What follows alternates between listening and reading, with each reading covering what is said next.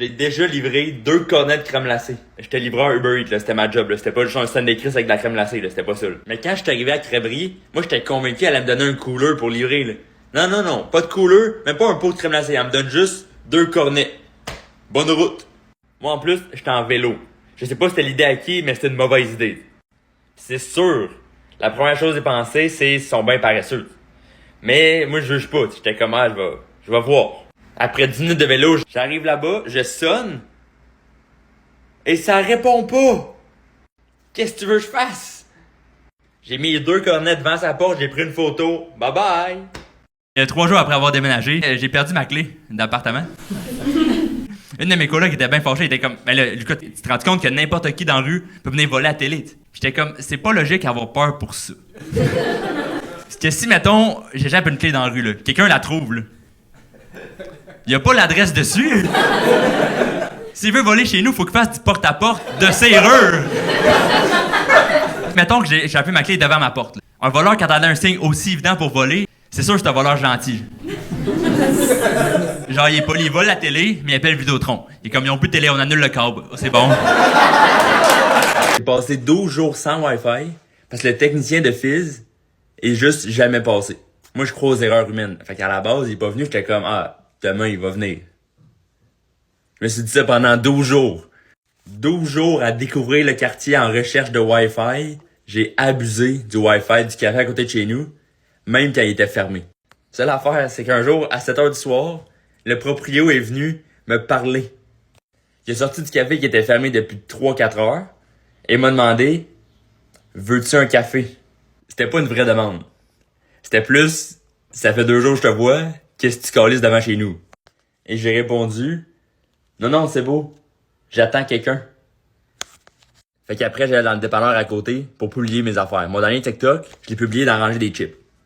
J'ai déposé de l'argent au guichet automatique cette semaine et j'ai brisé le guichet. Parce que moi, des fois, je fais des shows à contribution volontaire. C'est-à-dire que le monde peut me donner des dons. Et cet été, j'ai reçu un 20$ de la Nouvelle-Zélande. J'étais genre, merci, mais j'ai aucune idée ça vaut combien. Quand j'ai déposé le 20$ dans le guichet, ça l'a fucké à la machine de mairette. Il y avait une lumière rouge qui flashait. Puis au même moment, il y a quelqu'un qui est arrivé qui m'a demandé, hey, peux-tu utiliser le guichet? J'étais comme, non, je l'ai brisé. Il était comme, t'es-tu si riche que ça? Non, pas du tout. J'ai appelé le numéro qui est sur le guichet, que personne doit appeler. Et j'étais comme, j'ai mis un 20$ de Nouvelle-Zélande dans le guichet, ça l'a fucké, qu'est-ce qu'on peut faire? Et là, la fille au téléphone était comme, honnêtement, y a personne qui est assez cave pour mettre autre chose que de l'argent canadien là-dedans. Fait que je sais pas trop, je vais aller vérifier. Puis quand elle m'a répondu, elle m'a dit, nous à la caisse à Montréal, on peut pas accepter ça. Fait qu'on va envoyer ton 20$ par la poste à la caisse de Chambly, vu que c'est là que t'as créé ton compte. J'étais comme, pourquoi tu veux pas accepter ça? T'es une caisse, c'est pour l'envoyer par la poste.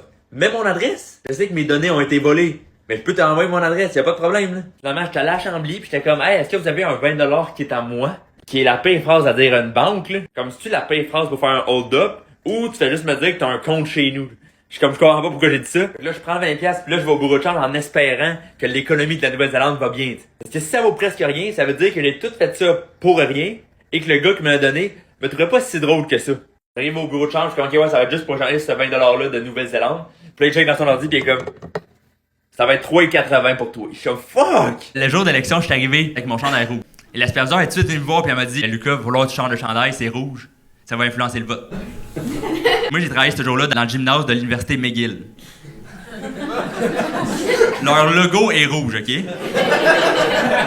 Dans le gymnase, il y a des murs rouges. Leur nom d'équipe écrit en gros, c'est écrit les Red Men. Il y a tellement du monde qui sont à un chandail là, de switch it ball. Première personne qui vient à mon bureau, elle reste 5 minutes dans l'isoloir. Comme ça veut dire que toi, le matin, tu t'es levé, t'as dit « je m'en vais voter » sans savoir pour qui. Comme je suis sûr, ce gars-là, même dans d'autres domaines de sa vie, il est indécis de même. Là. Genre à son propre mariage, il est pas sûr. Ma femme est charmante, mais sa cousine porte du rouge. Tu travailles combien de temps au camp de jour? 8 ans. Ah ouais? Toute la durée de mon cégep. Tellement travaillé longtemps au camp de jour, je connais 5 personnes qui s'appellent Raisin. Ils se tenaient toujours ensemble, on les appelait la grappe. Moi, je remplacerais toutes les chiens par des enfants. Je ferais un hostie de baguine de ballon chasseur ici. Oh, Ursule. Pourquoi t'as des raquettes de badminton? Ah, ça? C'est pas des raquettes de badminton, c'est des raquettes de tennis pour enfants, au cas où. Hey, moi, faut juste que je m'en aille, OK? Tu t'en vas chasser le lion? N'aie pas peur, des fleurs, une belle journée ensoleillée. Me souviens ici, là? Narcisse, il a failli se noyer. Oh shit, je viens de voir un chat. Hein? Ok, tout le monde. Trois petits chats. Ah, c'est... Tu sais que dans la vie, mon corps est mal proportionné. De hauteur, je mesure 5 pieds 11, mais mes bras sont trop longs pour mon corps. Même quand je suis assis, tu peux voir qu'il y a un problème. Check ça. Selon les mathématiques, t'es supposé d'être aussi haut que large avec tes bras. Moi, mes bras mesurent 6 pieds 4. Et vu que j'ai jamais été le plus grand de mes amis, je suis toujours étonné par moi-même du fait que j'ai des longs bras. Comme c'est plus fort que moi, à chaque fois que je rentre chez un de mes amis, je suis comme « Ah ouais, ton plafond, je peux y toucher. Ha ha. » Je m'haïs. Et là, aujourd'hui, je me suis mis à calculer les objets de ma maison qui sont plus petits que mes bras. Mon frigo, plus petit que mes bras. Mon divan, plus petit que mes bras. Je sais pas si tu réalises, je dors dans un lit qui est plus petit que mes bras. Comme moi, quand je chante le YMCA, tout le monde sait que c'est en majuscule. J'ai été livreur de bouffe Uber Eats en vélo. Je me suis inscrit sur l'application. Ils m'ont suggéré fortement d'acheter le sac officiel de livraison Uber Eats. Mais le sac coûtait 90$. J'étais comme Uber Eats, c'est mon sideline, là. Si j'ai 90$ de lousse, je lâche la job. Moi, j'étais comme, j'ai mon sac de sport, là. T'as déjà apporté des Barclays, un jackstrap, ça va être good, t'sais.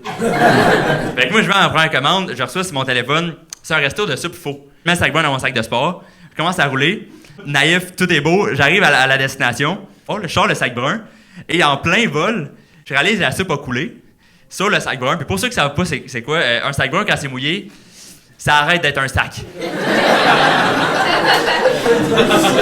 Fait que comment ça s'est passé? J'ai pris mon sac brun, la soupe a tombé à terre, la soupe a commencé à couler. Puis quand j'ai vu la soupe couler à terre, j'ai réalisé que la personne qui a commandé sait que je suis devant chez elle.